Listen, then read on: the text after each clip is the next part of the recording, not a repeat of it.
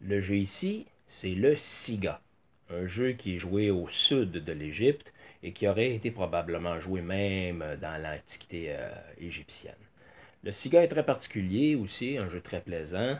Ça se joue en deux temps. Ici, évidemment, on a sauté la première étape. Ça veut dire que la première étape, on déploie deux pièces à la fois, chacun notre tour. Ça veut dire qu'on établit notre stratégie. Et la seconde partie du jeu, on bouge nos pièces une case à la fois. Ça veut dire seulement qu'en ligne droite, comme ça. Et là où on peut bouger. Il n'y a pas de diagonale.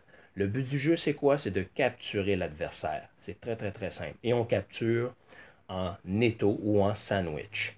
Ça veut dire que là, je vous donne un exemple. C'est au tour ici d'argent de bouger. Puis j'ai ici voulu, là, le type de déploiement que je viens de faire là, c'est pour vous montrer des exemples. Donc, regardez bien. La seule place à bouger, elle est là, évidemment. J'avance et je vous ai dit qu'on capture en étau. Regardez, j'ai ici, là, je la capture celle-là en étau.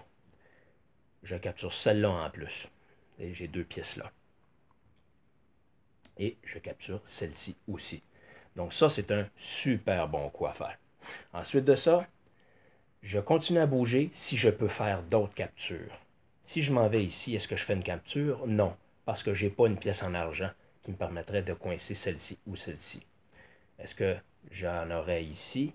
Évidemment, non, parce que j'ai une pièce argent qui est là. Il aurait fallu que j'aille une dorée, et là j'ai mon argent qui est là, j'aurais pu capturer. Par contre, j'en vois une là. Regardez. Je capture celle-ci en étau parce que j'ai une de mes pièces à moi qui est là. Donc, j'ai capturé. Et est-ce que je pourrais encore bouger pour aller capturer? Là, non. Donc, ce serait au tour de doré.